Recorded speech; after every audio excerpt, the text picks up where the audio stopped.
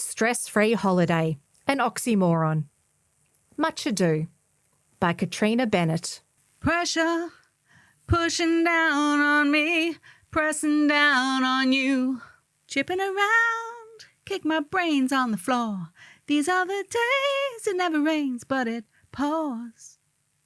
My 2-week overseas holiday was tantalisingly close. If I could just scamper across the waiting room, out the front door and into my car undetected, I would be as free as Gina Reinhardt to mine whatever she wants. My final patient had hot-footed it out of the place over an hour earlier, but every time I poked my head out of the room, a new note, phone call or email that apparently had to be dealt with before I left was drawn to my completely disinterested, apathetic and Dory-like attention.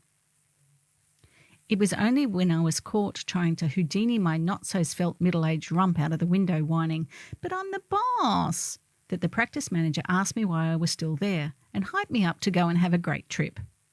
With the nimbleness of a 3-legged gazelle caught in the headlights, I was out of there. With just a few pesky details to sort out between a chill plane flight and me. What could possibly go wrong? Vibes were at excitable level, high-octane music pumping, cruising home when the phone rings. "I'll pick you up at 5 p.m, my friend happily chirps away. "That'll give us time for dinner before the show." Blankly, I sift through the empty space between my ears, where once there was a glorious, functioning collection of snappy synapses that collected and actually retained data. "The Melbourne Comedy Festival. We're going tonight."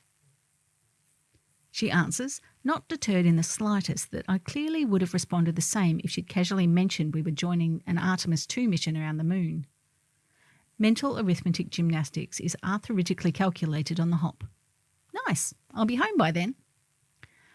Running into the house, I quickly get changed and decided I've got a minute or two to spare to prepare for tomorrow's flight. I'll pop my money on the travel debit card. Big mistake. Huge mistake. Within a nanosecond, I've had all my credit cards and internet banking frozen. Brilliant. I'll ring the bank and, unsurprisingly, get put on hold. Deciding to multitask, I try and check in for my flight. After going through the whole process, I'm hit with the, "We are unable to check you in online. You will have to check in person at the airport." Sorry, what is this? 2006? Not to be deterred or sent slightly insane by the hold music that's got the needle stuck and is repeating the same 2 lines of lyrics, I move on to completing my online travel visa.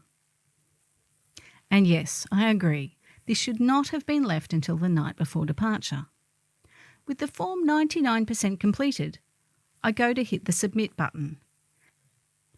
And the site crashes, freezing my laptop, boiling my adrenal glands, and releasing the swear valve. It's at this exact point that the bank finally takes me off hold.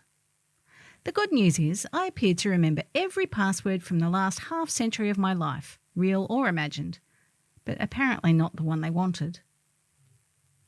Unable to verify me, they politely suggested I report to a branch in person the next day with ID.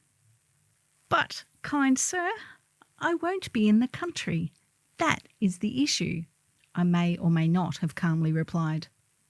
Fortunately, my fairy chauffeur, and now shouting mid-dinner in a comedy show, godmother, poofed into my kitchen when, to the less discerning eye, it may have appeared that I was contemplating headbutting the kitchen bench. Ah well, I'll just set an extra early alarm and everything becomes a tomorrow problem. The next day arrived, and the travel gods shone down on me. Laptop defrosted and visa sorted. Bag being packed as I ran out the door. Email sent to the bank and on hold almost the whole way to the airport. Paltry assets unfrozen as my feet hit the International Departure Lounge. Myself and baggage checked in Guinness World Record-worthy time. All my metal body parts didn't set off security, and possibly for the first time in my adult life, I practically sauntered up to the boarding gate instead of having my name paged. The only hiccup was on the other side when picking up my hire car. Due to my propensity for misplacing everything, I don't normally carry cash or cards. Yes, That includes credit cards and licenses, both of which hire car companies rudely insisted on the real deal. Unbelievably, while ferreting around in the little travel backpack that I rarely use for the instructions to set up my travel sim for my phone so I can at least show them my digital license, out falls a credit card that I had previously lost but never cancelled because I forgot to. What a truly magical day. Yeah, good times ahead. This isn't our last dance.